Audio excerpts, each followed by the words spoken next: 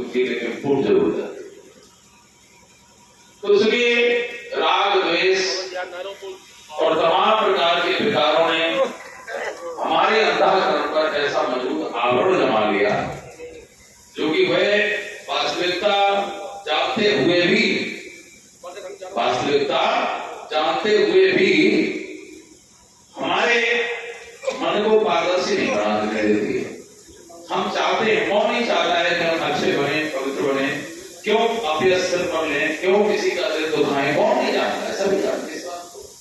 लेकिन स्वभाव ऐसा बन चुका है जो कि हम चाहते हुए भी कभी कभी इस भौतिक जगत में ऐसे फंस जाते हैं, मान प्रतिष्ठा इसको लेकर के, जबकि ये सब प्रेरित है कि ये सब परमात्मा सत्ता है, ये परमात्मा संचालित ईश्वर प्रदत्त है, संसार परमात्मा के द्वारा ही चल रहा है। लेकिन आठवश जड़तावश हम अपने आप को लगे हुए हैं, अपनी होड़ में लगे हुए। और अगर यही हम जीवन का क्रम बनाने, ईश्वर परायण हो जाए, ये प्रभु जो भी आप प्रेरणा दे रहे हैं, जो भी सामर्थ्य दे रहे हैं, जैसे भी आप हमें बुद्धि दे रहे हैं, प्रेरणा दे रहे हैं, ठीक उसी अनुसार हम अनुसरण करें, तुम्हें निमित्त मान लें, हम ईश्वर परायण होकर के वही कार्य करें जो संसार में हम कर रहे हैं, तो मेरा मानना है कि स्वभाव भी हमारा निर्मल हो जाएगा। तन को जल से धुलाना सरल है, मगर मन को निर्मल बनाना बड़ी बात है। तन को जल से धुलाना सरल है, मगर मन को निर्मल बनाना बड़ी बात है।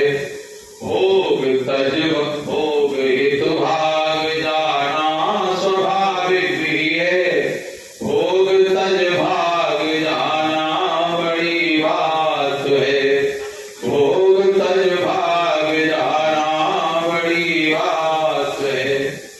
तो इसलिए हमें अपने स्वभाव को बदलना है। यही संत महापुरुषों का उपदेश है। कभी कभी हम किया कराया किसी का पाप हम अपने सिर ले लेते हैं, ऐसा भी हो जाता है। बात कुछ नहीं, तो किसी ने कह दिया तो हमने उसको मान लिया। एक बार,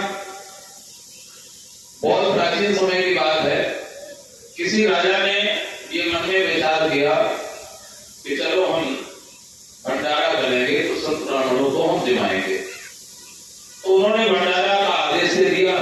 उनके सेवकों ने भंडारे के लिए प्रसाद तैयार किया।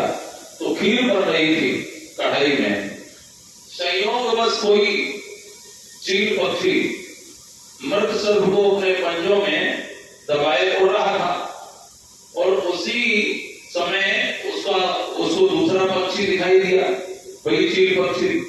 दोनों में द्वंद्व होने लगा, दोनों में युद्ध होने लगा वहीं।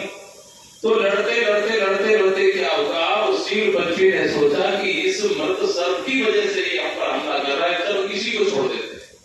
तो उसको छोड़ दिया, तो जो कढ़ाई में खीर बन रही थी उसी में जाकर के वो सर्प गिर गया। जब वो सर्प गिर गया, इधर वो जो खीर अब परोसी गई, तो उसको जिसने खाया उसका शरीर शांत हो गया। अब धर्मराज मन में विचार कर रहे हैं कि राजा का तो कोई दोष है नहीं, भाई राजा ने तो अपने सेवकों को आदेश दे दिया कि तुम खीर का प्रसाद बनाओ। सेवकों ने भी खीर का प्रसाद बनाया, उन्होंने भी जानबूझ करके ये ऐसा कुछ किया नहीं, क्योंकि खीर बनने को रख दी, वो किसी अन्य तो दूसरे कार्य में व्यस्त हो गए। अब सेवकों का भी कोई दोष नहीं है, तो सर्व का भी कोई दोष नहीं है, तो ये हम तो इस पाप का जो दोष है वो हम किसको दें? तो धर्मराज जी बड़े चिंतित हुए, तो भेष बदल करके एक संत का उसी गांव में, उसी नगर में आए। जब उसी नगर में आए तो एक वृद्धा माता गांव से बाहर ही अपने उपले का काम कर रही होंगी। तो उनसे पूछा धर्मराज जी ने, माता जी